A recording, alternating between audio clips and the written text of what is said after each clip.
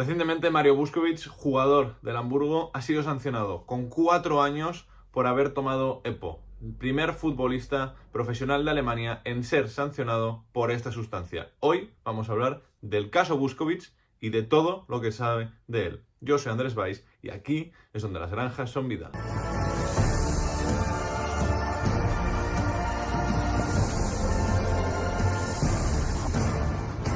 En el día de ayer pudimos saber la noticia de que Mario Buskovich, defensa del Hamburgo, ha sido sancionado con 2 años más de los que ya tenía de sanción por parte del CAS por su dopaje, porque se le había encontrado EPO. Por tanto, el jugador, que todavía tiene 22 años, estará suspendido del fútbol hasta noviembre de 2026. Según la sentencia del CAS, decía lo siguiente: por varias razones, sobre todo porque el propio Mario Buskovich no presentó ningún factor mitigante que pudiera tenerse en cuenta para reducir el periodo de 4 años de inelegibilidad, el panel encontró que no había razón para desviarse de la aplicación del ADR de la FIFA, que es el reglamento antidopaje, e impuso un periodo de 4 años de inelegibilidad al jugador, que es retroactivo, porque ya llevaba 2 años de sanción y se le aplicarán otros 2, y posiblemente de esta forma haya acabado su carrera como jugador. En el vídeo de hoy, si no conocíais este caso, os hablaré de él, os hablaré de qué ha pasado, de cómo ha ido evolucionando desde que en noviembre de 2022 saltó a la luz, y un poco qué hay de verdad y si verdaderamente, o lo que parece que si verdaderamente Buskovich se dopó o es un falso positivo. Porque aquí hay mucha tela que cortar y porque aunque muchas veces se suele admitir que se ha hecho, con el EPO es un poco más complicado. Sustancia muy conocida, por cierto, y que le convierte como el primer futbolista profesional de la historia de Alemania en ser sancionado y ser castigado por esta sustancia. En cuanto al primer punto, que es lo que pasó, hay que decir que Buskovich dio positivo por la sustancia prohibida eritropoyetina, que es el EPO, ¿vale?, en septiembre de 2022 y fue suspendido provisionalmente en noviembre. En noviembre empezó una suspensión provisional a espera del juicio. En marzo de 2023, la asociación alemana, la DFB, la federación, le dio una prohibición de 2 años con fecha retroactiva a la suspensión inicial, convirtiéndose de esta forma en el primer futbolista profesional alemán en ser declarado culpable de uso de EPO.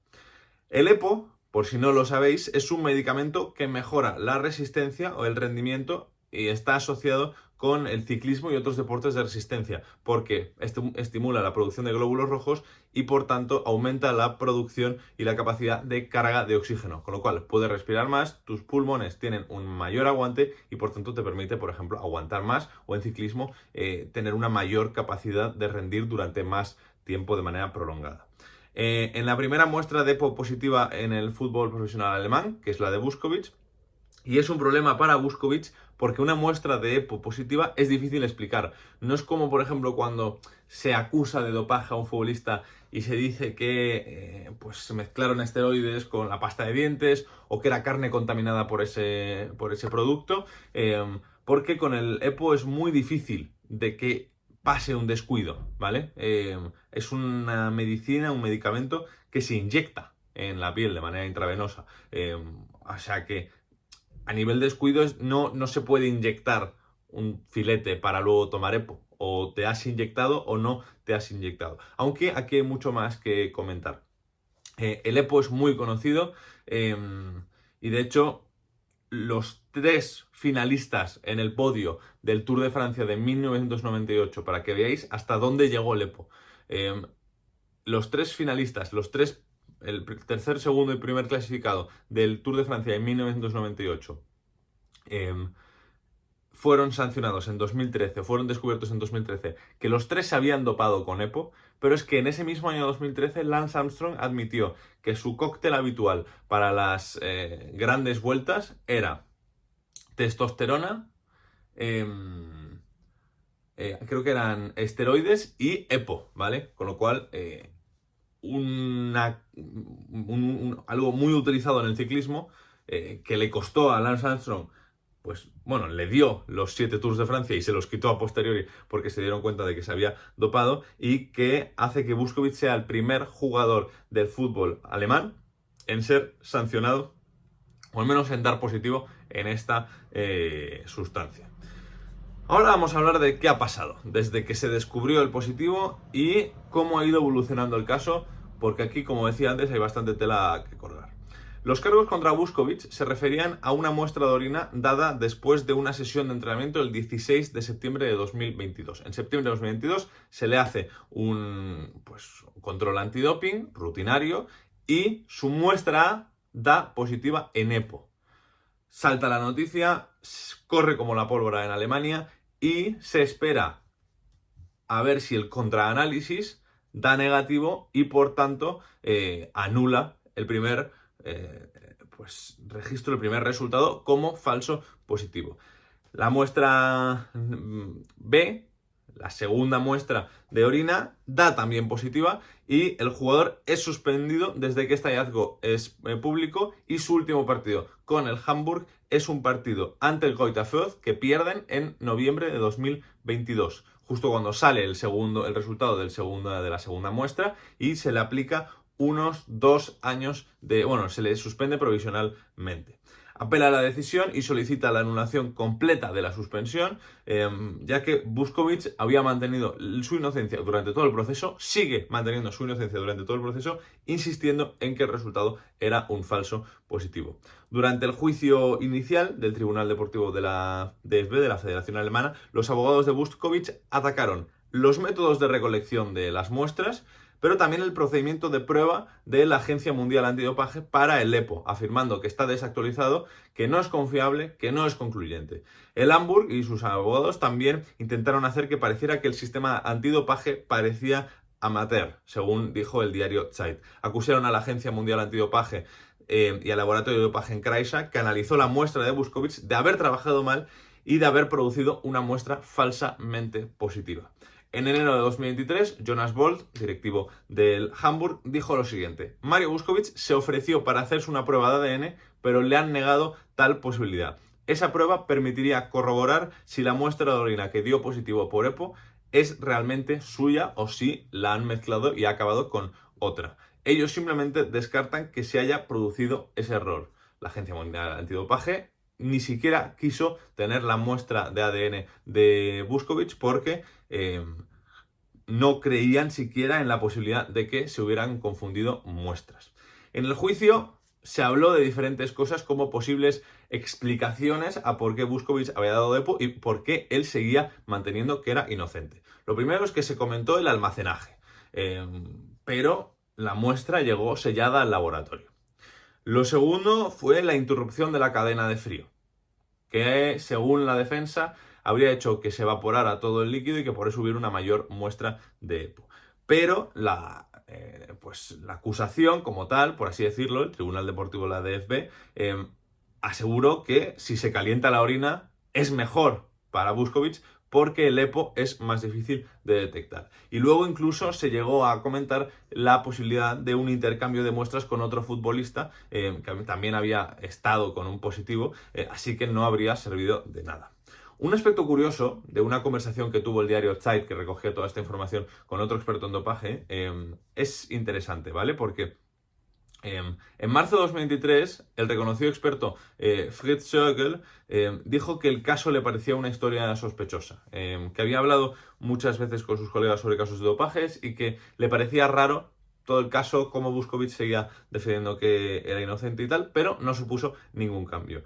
Wolfgang Jelkmann, otro experto que también habló con Zeit, que dirigió el Instituto de Fisiología de la Universidad de Lübeck y ha sido miembro del Comité de Control de la Agencia Nacional Antidopaje durante varios años, con lo cual aquí tiene algo de información y know-how de cómo funcionan las cosas, dijo que estaba sorprendido por los expertos que había presentado la defensa, porque entre ellos no había ningún solo experto en EPO. Había expertos en dopaje, pero ningún solo experto en EPO. Lo que dijo Jelkmann es lo siguiente: no sé si el jugador se ha inyectado algo, pero lo que se ha presentado como contraargumento no creo que sea plausible. Creo que toda la estrategia de defensa es cuestionable. A Jelkmann le resulta difícil explicar por qué un futbolista debería doparse con EPO. Evidentemente, el EPO te aporta algo, pero es muy fácil de detectar y hay otros métodos para mejorar el rendimiento que pasan un pelín más desapercibidos, porque al final esto es algo, pues, que, como lo decía antes, O te lo inyectas o no te lo inyectas. No hay una forma de explicarte. Si te han pillado con EPO, se acabó tu carrera como futbolista. Fue precisamente en ese juicio de marzo de 2023 cuando le cayeron los 2 años iniciales, comenzando en noviembre de 2022. El hecho de que era la primera infracción de Vuskovic y la pequeña cantidad de EPO, porque hay que decir que habían encontrado muy poca cantidad de EPO, significaban que esto no era un caso de dopaje sistemático para la DFB, y por la juventud del jugador, teniendo en cuenta además que el impacto de una larga sanción podría tener un fuerte impacto en el desarrollo de su carrera, la DFB optó por una prohibición de 2 años y no por una más larga. Esto fue recurrido por todas las partes, por la acusación, por la defensa, por el Hamburgo y también por las agencias antidopajes, porque las agencias antidopajes pedían 4 años para ser contundentes, ya que según la normativa FIFA, lo hablaremos ahora, son 4 años de sanción. Los compañeros del equipo de Hamburgo, de Vuskovic, parecían y estuvieron solidarios después de esta suspensión inicial en marzo de 2023 y llegaron a mantener su camiseta durante una celebración de gol contra el Nürnberg. La apelación de Vuskovic fue escuchada por el CAS en mayo, junto con las apelaciones de la Agencia Nacional Antidopaje de Alemania, el NADA, y la Agencia Mundial Antidopaje, el AMA, que habían tratado, lo que decía, de aumentar la sanción a una prohibición de 4 años. Después de la audiencia, el panel deliberó y determinó que Vuskovic había cometido una infracción de lo que decíamos del ADR, una infracción de el reglamento antidopaje de la FIFA, con el acuerdo del artículo 6 del reglamento antidopaje de la FIFA, por la presencia de EPO en sus muestras. Con respecto a la sanción, el panel señaló que el artículo 20 de este ADR, del reglamento antidopaje, prevé un periodo de inelegibilidad de 4 años, a menos que el atleta pueda demostrar que el dopaje no fue intencional. Como no pudieron demostrarlo, como no hubo contraargumentos que fueran mitigantes o que simplemente explicaran lo que había pasado, porque como digo, explicar un caso de dopaje con EPO es complicado. Lo intentaron a través del almacenaje y del falso positivo. Vuskovic sigue insistiendo que era inocente. Es difícil explicarlo de esta forma. Entonces no aceptaron ninguna de las excusas o de las explicaciones de Mario Vuskovic en su defensa y por tanto le han caído 4 años de inelegibilidad, 2 que ya ha pasado, más 2 hasta noviembre de 2026. Hay que decir que en diciembre de 2023, según Abendblatt, la Agencia Mundial Antidopaje solicitó que no se admitiera como prueba todo el contenido del juicio a Peter Boll, que era un atleta australiano que había sido absuelto por un falso positivo por EPO, porque hay muy pocos casos, creo que de 1000 casos puede haber 43 casos como falso positivo, pero los hay, ¿vale? Por lo que digo, la cadena frío, el almacenaje, estas cosas pueden pasar, pero aparentemente las agencias antidopaje tenían excusas y tenían explicaciones para todos esos casos. Los abogados de Vuskovic ven similitudes o habían visto similitudes en el caso de Peter Boll y en el caso del propio Vuskovic. El TAS les dio la razón, se permitió usar esas explicaciones o ese caso de Peter Boll para la defensa de Vuskovic. De hecho, creo que fue el científico que ayudó a Peter Boll en su defensa, David Chen, decía que el de Vuskovic para él era claramente otro caso de falso positivo, pero no fue suficiente, no ha convencido y le han caído otros 2 años más de sanción, que en principio iban a acabar ahora en noviembre de 2024, con 22 años, y ahora le van a durar 2 años más hasta noviembre de 2026 con 24 años y habiéndose perdido 4 años como futbolista en el momento más importante. Así que a efectos prácticos quizá vuelva a jugar algún día en Croacia, por ejemplo, porque no puede entrenar en ninguna institución relacionada con la FIFA, ¿vale? No puede ni entrenar en un campo pequeñito de la ciudad deportiva del Hamburgo, así que yo creo que ya a efectos prácticos ya lo tenía difícil con estos 2 años de sanción, pero ahora ya sí que sí, yo creo que se le acabó la carrera. Y hay que decir que el Hamburgo ha dicho que ha sido un jarro de agua fría para todos los jugadores, para el equipo. De hecho, el entrenador el capitán después del entrenamiento de ayer dijo que hoy no habría ni fotos ni autógrafos porque era un momento difícil para todo el equipo.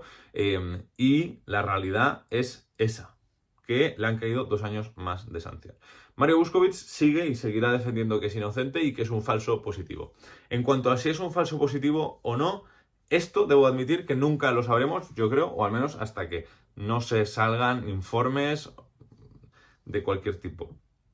Pero yo debo decir que, en mi opinión, creo que si fuera un falso positivo, precisamente los laboratorios y las agencias antidopaje se deben preparar para que, si es un falso positivo, admitirlo lo antes posible. Porque cuanto más tiempo de carrera destroces del jugador, más dinero te va a costar, como acabe siendo un falso positivo, la indemnización.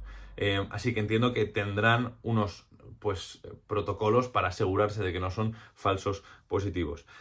Nada, esto es toda la información. No sé cuánta gente habrá visto este vídeo, pero me parece que es un caso interesante, que es un caso que quería comentar y que por Twitter quizás se pierde un poco y es mucho más fácil comentarlo de manera más reposada en un vídeo en YouTube. Así que nada, como no creo que lo vaya a ver mucha gente, dejad un me gusta, dejad un comentario y mañana ranking de los 20 fichajes más caros de la historia de la Bundesliga. Ahí nos vemos. Un saludo. Muchas gracias por estar al otro lado. Hasta luego.